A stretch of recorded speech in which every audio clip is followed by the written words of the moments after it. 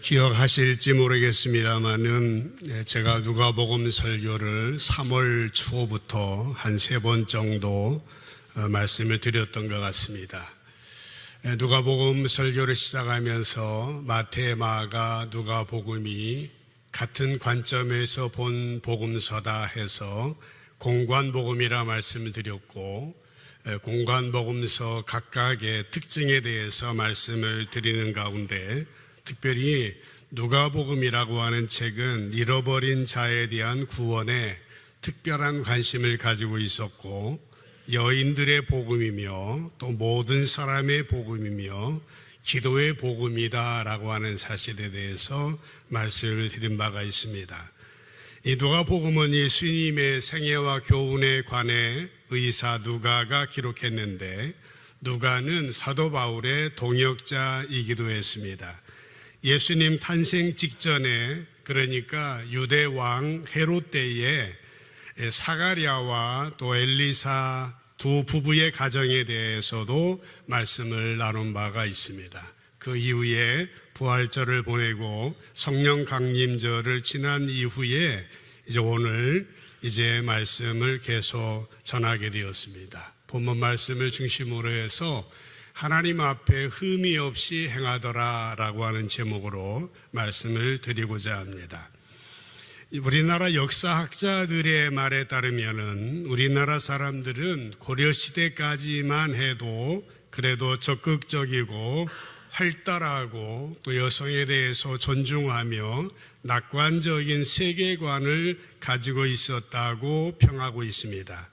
그런데 조선시대에 들어와서 유학이 건국 이념으로 자리 잡으면서, 물론 조선사회가 문민 통치에 수준 높은 유학의 나라로 발전된 면도 있었지만은 임진왜란 이후에 유학의 부정적인 영향으로 반상의 차별 등등 폐쇄적이고 경직된 사고가 생겨나게 되었고, 결정적인 것은 일제 35년을 지내면서 우리 민족, 우리 백성들의 국민성이 다소 비관적이고 냉소적인 국민성을 가지게 되었다고 평가하고 있습니다.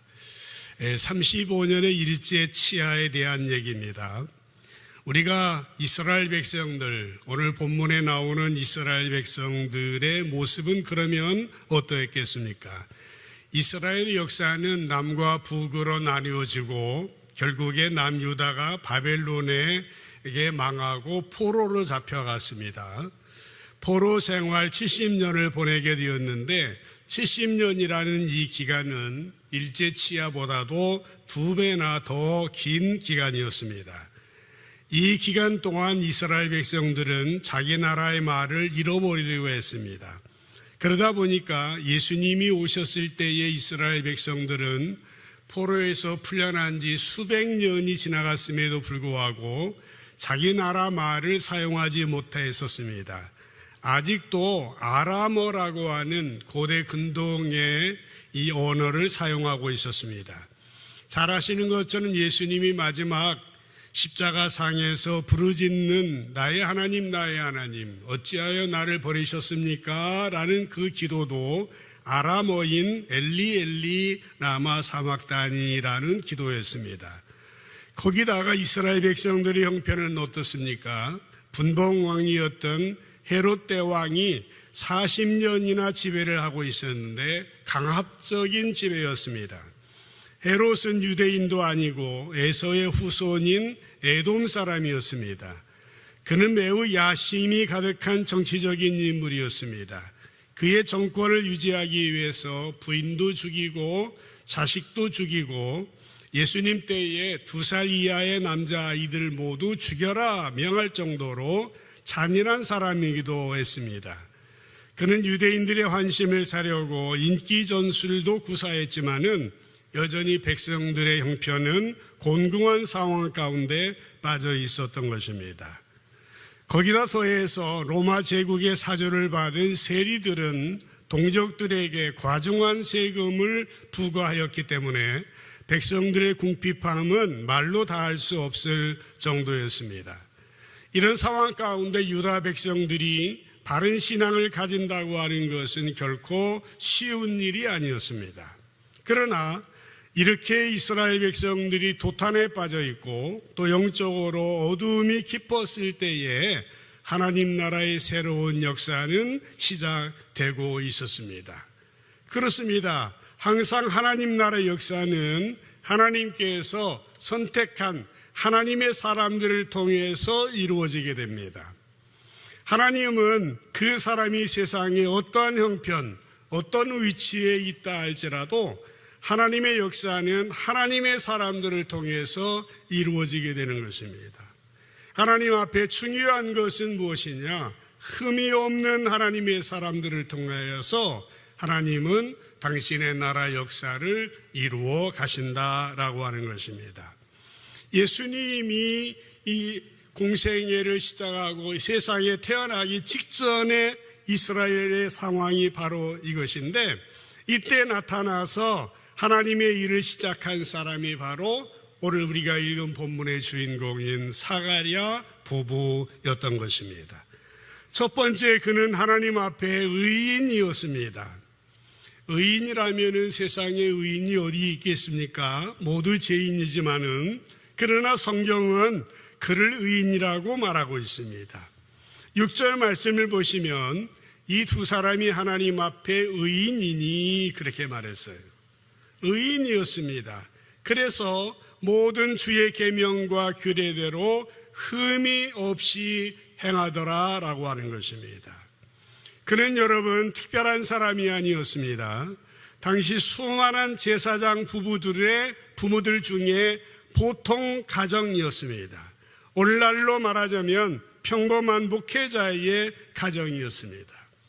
그들은 겉으로 보면 다른 제사장들과 별로 다를 바가 없었던 사람이었습니다. 그러나 다른 점이 하나가 있었다고 하면은 그 뭐겠습니까? 그는 하나님 앞에서, 두 사람은 하나님 앞에서 의인이었다라고 하는 것입니다. 그는 다른 사람들과 달랐습니다.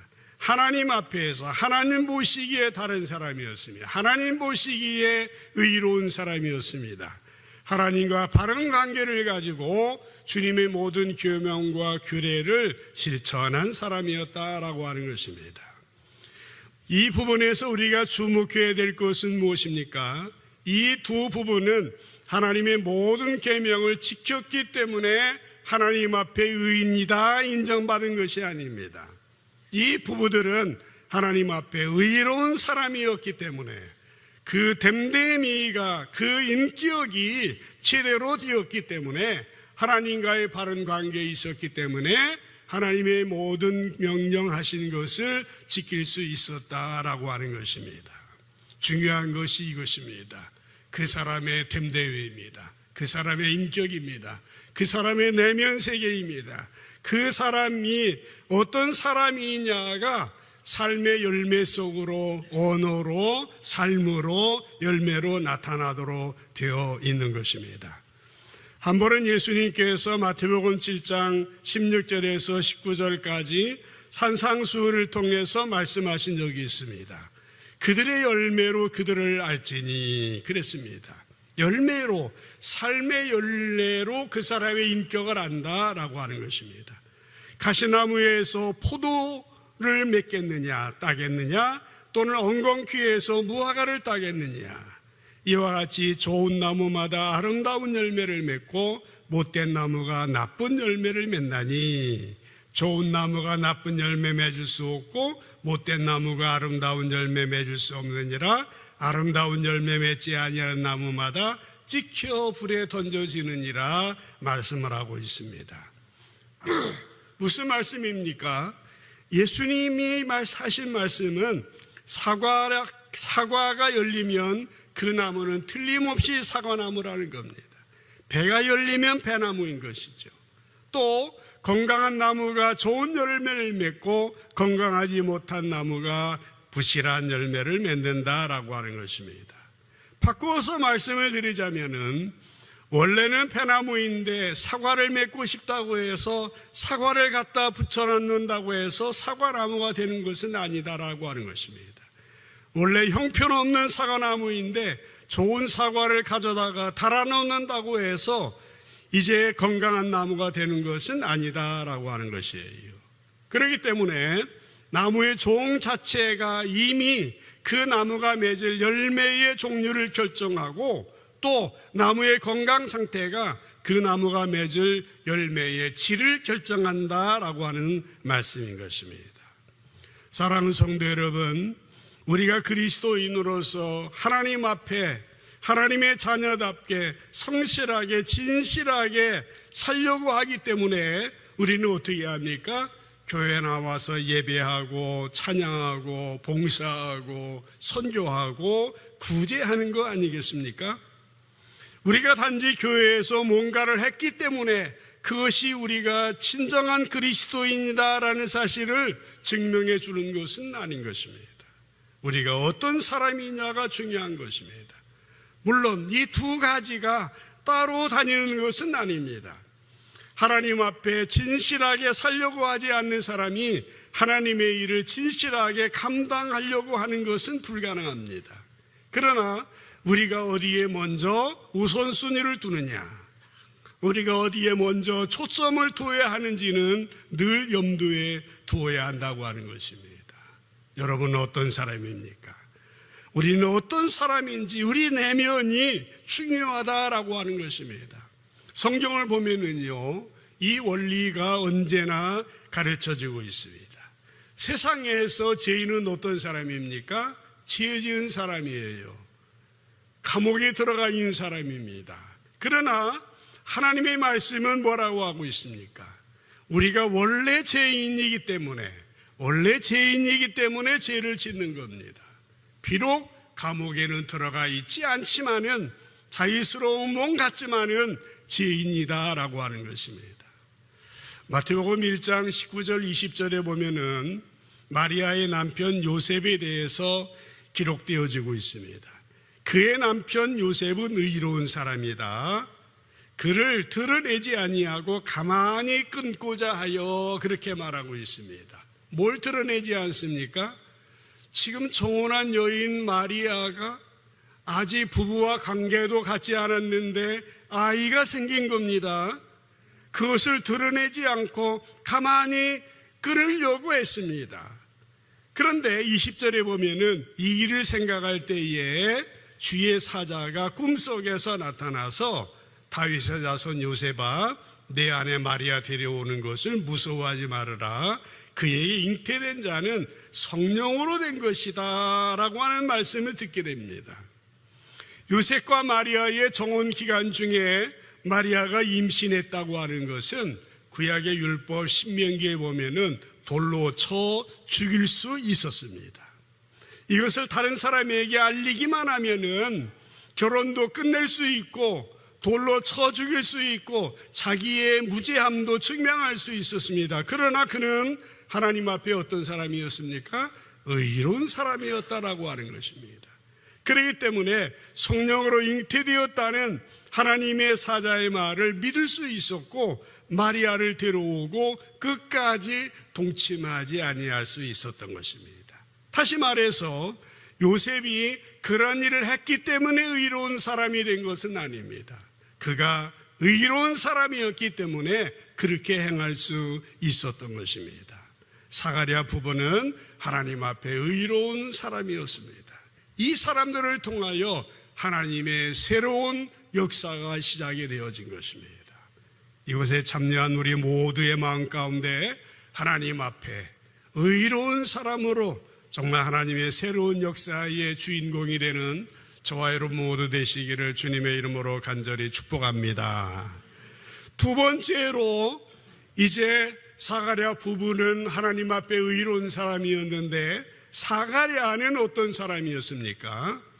하나님 앞에서 제사장의 직무를 행한 사람이었다 하는 것입니다. 하나님 앞에서 직무를 행했습니다. 8절 9절을 보겠습니다. 마침 사가랴가 그 반열의 차례대로 하나님 앞에서 제사장의 직무를 행할새 제사장의 전례를 따라 제비를 뽑아 주의 성전에 들어가 분향하고 라고 기록이 됐습니다. 사가랴는 제사장이었어요. 제사장의 직무를 행했습니다. 근데 성경을 보면 누가 제사장이 되었습니까? 모세의 형이었던 아론의 직계 자손이면요, 당시에는 자동으로 제사장이 되었어요. 세습이었습니다. 그렇기 때문에 백성들의 수에 비해서 제사장의 수가 상당히 많았습니다. 당시 제사장의 수가 18,000명 정도 됐다고 그렇게 말합니다. 그러니까 당시 팔레스타인 전역의 인구가 5, 60만 정도였던 것으로 볼 때에 인구 30명당 제사장이 1명이었다라고 하는 것입니다. 우리 대한민국의 교역자들이, 목사들이 많다라고 하는 그런 말도 있습니다. 신구교를 합쳐서 성직자가 7만 명 정도 됩니다. 신구교인을 1000만, 1200만으로 보면은 170명당 1명입니다. 성직자가 과포화 상태라고 말도 하지만은, 물론 요즘의 교육자들 지원이 급격하게 줄어서 정년을 연장하는 교단도 생기고 있습니다만은, 예수님 당시에는 그 제사장의 수가 더욱 많았습니다. 인구 30명당 1명이었다면 상당히 많았다고 하는 것을 알 수 있습니다. 물론 당시에 유월절과 같은 명절에는 예루살렘으로 제사하기 위해서 오는 순례자들이 많았기 때문에 모든 제사장들이 동원되어야 했습니다. 아시는 것처럼 제사장들은 모두 24개 반열로 나뉘어져 있었습니다.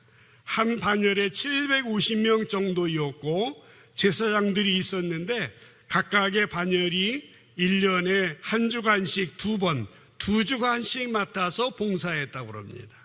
한 주간 봉사하는데 순수하게 제사를 드리는데 필요한 제사장의 인원은 한 30명 정도였고, 나머지 인원들은 성전을 청소하고 성전 문을 열고 닫는 일을 했다고 하는 것입니다. 제사를 맡아서 봉사할 제사장들은 제비를 뽑았는데 한 번 뽑힌 사람이 다시 뽑힐 가능성은 없었다고 합니다. 그래서 어떤 사람은 평생에 한 번도 뽑히지 못한 제사장도 있었다고 전해지는 것입니다. 그런데 오늘 본문의 사가랴가 제사를 담당할 당본으로 뽑힌 것을 그가 어떻게 생각했는지 성경에는 기록되지 않았지만은 오늘 8절에 보면은 이렇게 기록하고 있습니다. 그 반열의 차례대로 하나님 앞에서 제사장의 직무를 행했다라고 하는 것입니다. 차례대로 했다라고 하는 것입니다. 어느 날 그런 순서가 갑자기 왔다라고 하는 거예요. 그래서 여러 사람 중에 제비를 뽑아서 이 직무를 감당했다라고 하는 것입니다. 여러분, 이 말은 무슨 말입니까? 이 제사장 사가랴는 하나님께서 맡겨주신 그 일, 어느 순간 갑자기 닥쳐지는 그 일이지만은 하나님 앞에서 그는 사명을 감당했다라고 하는 것입니다. 우리 모든 그리스도인들은 하나님 앞에서 직분을 감당해야 됩니다. 사람의 눈을 앞에서 하는 것이 아닙니다. 하나님의 눈을 의식하는 사람이 되어야 합니다. 우리가 어떤 일을 할 때에 사람의 눈에 의식하는 것이 아니라 하나님의 눈을 의식하는 것이 진정한 그리스도인, 참된 신앙인을 갈라놓는 시금석이다라고 하는 것입니다. 우리는 누구 앞에서 일하고 있습니까? 모든 그리스도인은 하나님 앞에서 하나님이 보시는 눈을 의식하는 사람이 되어야 한다고 하는 것입니다. 저도 목회자로서 많은 유혹이 있습니다만은 가장 큰 유혹은 내가 가지고 있는 것보다, 내 실력보다 더 나은 목회, 더 나은 목사라고 인정받고 싶어하는 그러한 유혹이 있습니다. 그러다 보니까 어떤 일이 일어납니까? 치레를 하게 됩니다. 가장을 하게 됩니다. 그렇지 않은데도 그런 것처럼 보이게 하려고 합니다. 그러다 보니까 목사님들이 목소리가 어떻게 됩니까? 이상스러운 목소리를 냅니다. 아주 가식적인 목소리를 냅니다. 그래서 할렐루야 하면 되는데 할렐루야 이렇게 합니다. 이런 목소리를 홀리톤이라고 생각하고 있는 것입니다. 그러나 그렇다고 해서 설교를 듣는 성도들이 더 은혜를 받는다? 성령의 감동을 더 받는다? 그건 알 수 없는 일이죠. 그러므로 특별히 이제 앞에 선 지도자들에게 중요한 것은 사가랴와 같이 언제나 하나님 앞에서 행하려고 하는 것입니다. 그런데 여러분, 이것이 저에게도 가장 먼저 적용이 되어야 하지만은 일토의 그리스도인으로 왕같은 제사장인 여러분들에게도 동일하게 적용될 수 있어야 된다라고 하는 것입니다. 성도들이 예배를 참석할 때 어떤 마음으로 참석을 합니까? 교육자들이 대개 그런 경우들이 많습니다만은 성도들도 기도합시다 그러면은 머리 딱 숙였다가 둘러보고 뒤에 가서 주보도 한 장 가져오고 헌금도 못 냈는데 살짝 갖다 내고 오고, 우리가 기도할 때도 그렇고 어떤 순서를 담당할 때도 조심해야 됩니다. 겉보기에는 모두 동일하게 보일 수 있습니다. 그러나 그 알맹이까지 동일한 건 아닐 수 있다라고 하는 것입니다. 우리는 드러나는 우리의 말, 행동도 중요하고 우리의 내면도 중요하고, 우리가 봉사할 때에 찬양대를 하시거나 교사를 하시거나 여전도회, 남전도회를 하시거나 구역일을 하거나 식당에서 봉사하거나 동일합니다. 교회 안에서뿐만 아니라 일터에서, 가정에서, 학교의 삶의 태도, 인간관계도 동일합니다. 우리는요, 언제나 사람의 눈이 아니라 하나님의 눈을 의식할 수 있어야 된다라고 하는 것입니다. 우리가 사람의 눈을 의식하다 보면은 치레하기가 쉽습니다. 그러나 우리가 하나님의 눈을 의식하면은 우리의 삶이 진지해질 수 있을 거예요. 우리의 신앙의 인격이 성숙해질 수 있을 겁니다. 우리가 하나님의 자녀답게 성숙한 삶을 살기를 원한다면 하나님 앞에 사는 훈련이 필요합니다. 고람되고 진정한 그리스도인이 필요하다라고 하는 것입니다. 사가랴 부부는 새로운 하나님 나라의 역사를 이루기 위해서 하나님 앞에 의인이었고 하나님 앞에서 그의 직무를 감당했다라고 하는 것입니다. 그런데 세 번째, 이렇게 제사장 부부는 하나님 앞에 의로운 사람이었고 직무를 충실히 감당한 사람이었는데, 이때 이스라엘 백성들은 어떤 일을 하고 있습니까? 이스라엘 백성들은 밖에서 기도하고 있었습니다. 이제 제사장의 모습과 백성들의 모습이 비례되고 있어요. 연결되고 연동이 되어 있다라고 하는 것입니다. 10절 11절을 보겠습니다. 모든 백성은 그 분향하는 시간에 밖에서 기도하더니, 이때 어떤 일이 일어납니까? 주의 사자가 그에게 나타나 향단 우편에 서서 말했습니다. 사가랴가 성전에 들어가 분향하고 있을 때에 백성들은 밖에서 기도하고 있었습니다. 사가랴가 자신의 직무를 행하는 동안 백성들은 이제 하나님 앞에 기도하고 있었다라고 하는 것입니다. 여러분, 제사장의 직무는 무엇입니까?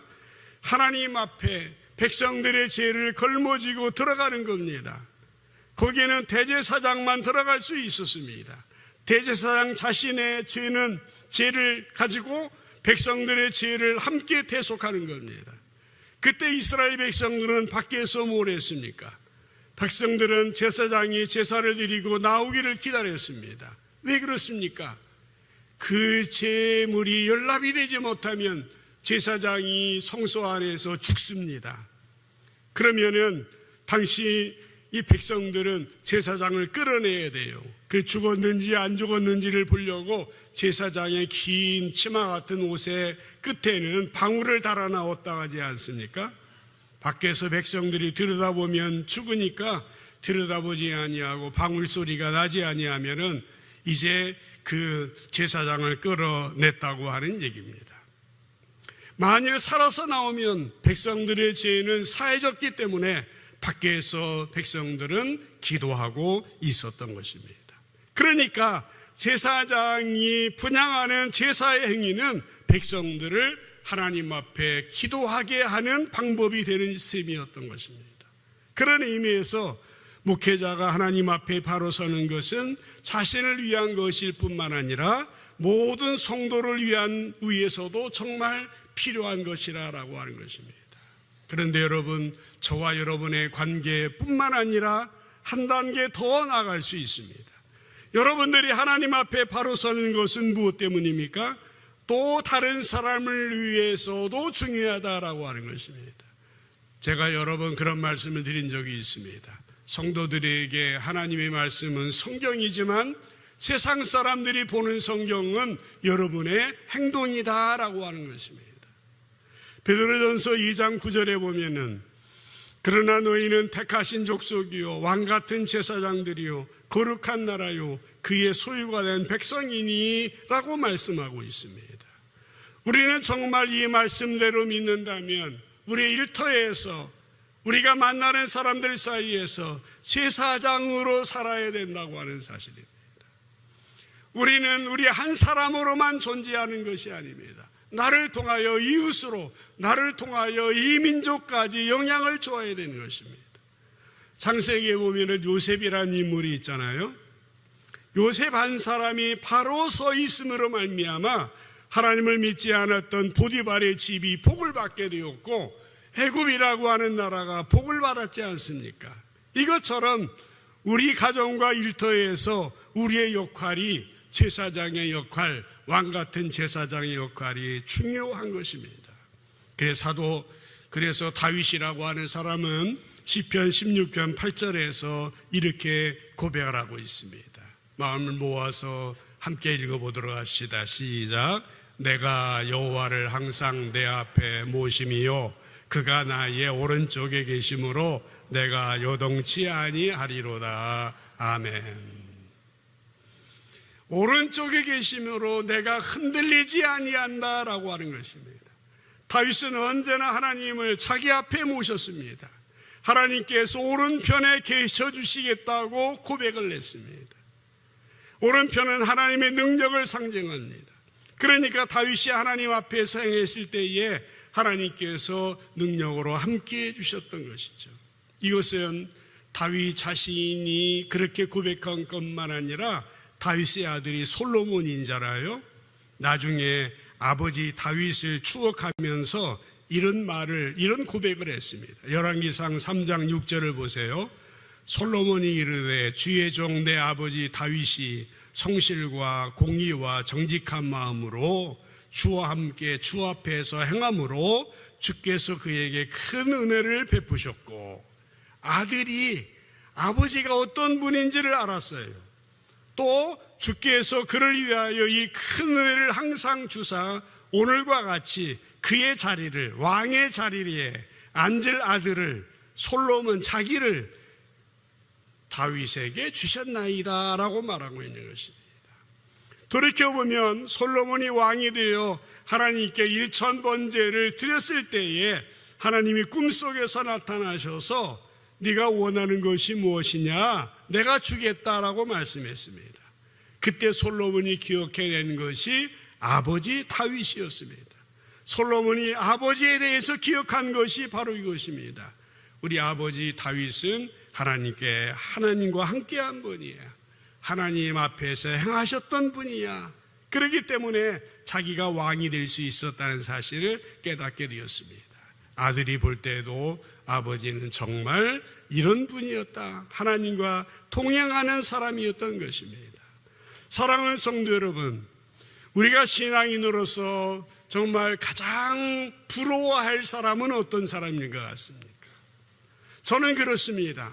어떤 사람을 보면은 이 사람이 진짜 예수 믿는 사람, 늘 하나님이 늘 살아계시다는 것을 증거할 수 있는 이런 사람이 아닌가. 이 사람을 보면 예수님 같은 사람, 이 사람의 말을 들으면 은혜가 되는 사람이 아니겠습니까? 물론 우리들 모두는 뒤를 돌아보면 하나님의 은혜로 인도함을 받았다고 하는 간증을 하게 되지만은 순간순간마다 하나님을 동행하는 것은 그렇게 쉽지 않습니다. 그러나 우리가 골몰하고 추구해야 하고 매달려야 될 것은 하나님 앞에 살아야 한다고 하는 것입니다. 여러분, 하나님 앞에 산다고 하는 것은 어떤 일입니까? 하나님이 기뻐하시는 일을 행하는 것입니다. 하나님 마음에 드는 삶인 것입니다. 다윗이 하나님 앞에 살았다고 하는 것은 하나님의 마음, 하나님의 뜻과 일치한 삶을 살았다고 하는 것이에요. 흠이 있었죠. 부족한 것이 많았습니다. 그러나 그는 하나님의 마음에 합한 삶을 살았기 때문에 그는 아들도 인정하고 그를 통하여 예수님이 새로운 역사가 일어나게 되어진 것입니다. 여러분, 우리가 하나님 앞에 산다고 하는 것은 결코 쉬운 일은 아닙니다. 왜 그렇습니까? 사람들은 눈에 보이고 하나님은 눈에 보이지 않기 때문에 그렇습니다. 사람들이 보는 것과 하나님이 보시는 것이 서로 다르기 때문에 그러한 것입니다. 우리는 항상 하나님 앞에서 어떻게 살아야 될지에 대해서 골몰해야 됩니다. 창세기 6장에 보면은 노아가 살던 시대를 설명하고 있습니다. 그가 살던 시대는 우리가 아는 대로 죄악이 관영한 세상이었습니다. 사람들이 하는 생각이 모두 악했습니다. 그러나 창세기 6장 8절에 보면은 노아는 여호와께 은혜를 입은 사람이었습니다. 노아는 의인이요 당대에 완전한 사람이었다. 그는 하나님과 동행했다. 그렇게 기록되어지고 있습니다. 여러분, 노아를요 사람들이 보기에는 어떤 사람으로 보았겠습니까? 제정신이 아닌 사람입니다. 지금까지 비가 그렇게 내린 적이 없는데 홍수가 올 거라고 말하고 배를 만들었는데 산 위에 만들고 그 배가 지붕이 있는 배를 만드는 겁니다. 사람들이 볼 때 얼마나 황당했겠습니까? 얼마나 어리석어 보였겠습니까? 그러나 하나님께서 보시기에 그는 의인이었습니다. 당시에 완전한 사람이었습니다. 그를 통하여 새로운 인류의 조상이 되었다라고 하는 사실인 것입니다. 그러나 이와 반대의 경우도 있습니다.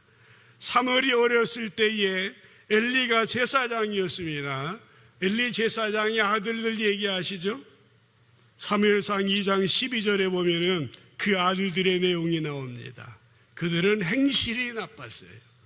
개역성경에 보면은 그들은 불량자라 그랬습니다.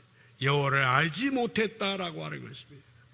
당시 백성들이 제사를 드리려고 하면은 제사장의 몫이 있었습니다. 그런데 이 두 아들들은 미리 이제 제물을 만들면은 미리 챙겨나는 겁니다.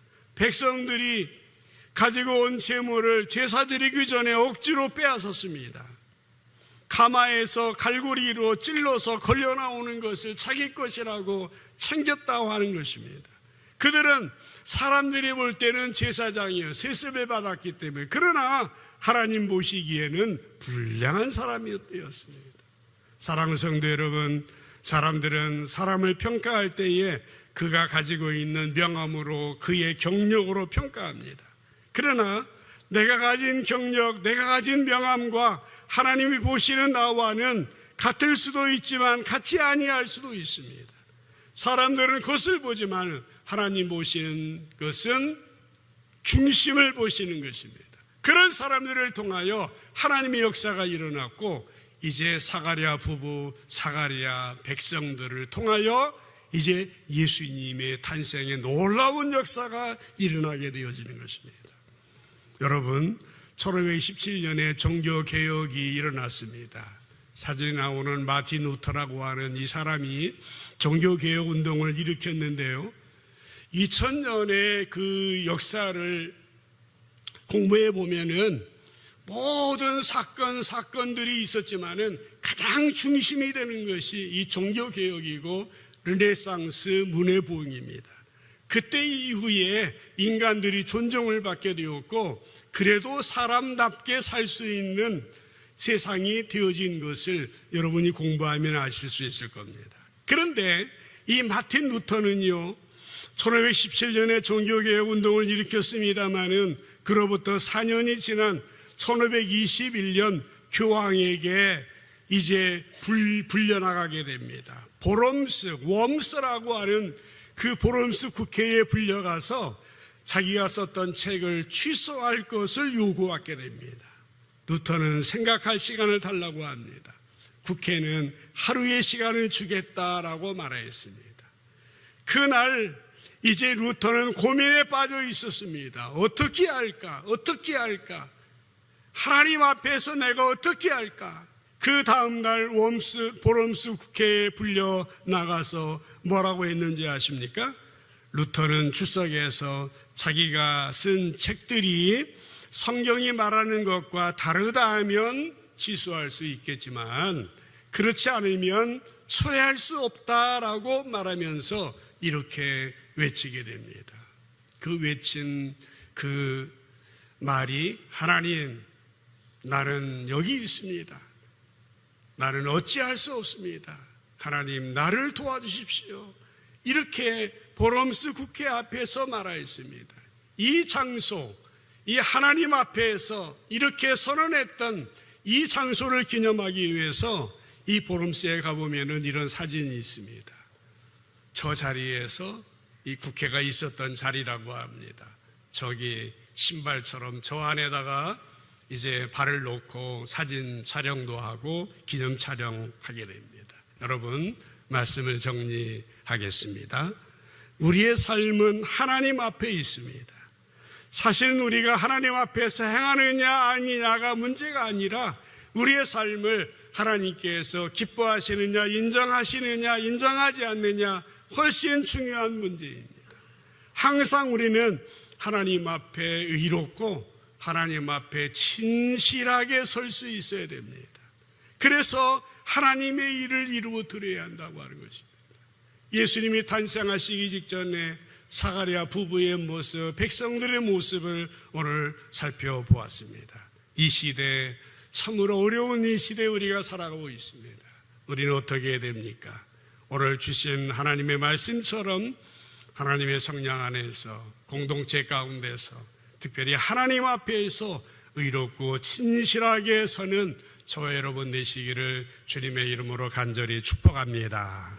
그래서 여러분을 통해서 하나님의 새로운 역사가 일어나게 될 줄로 믿습니다. 기도하겠습니다.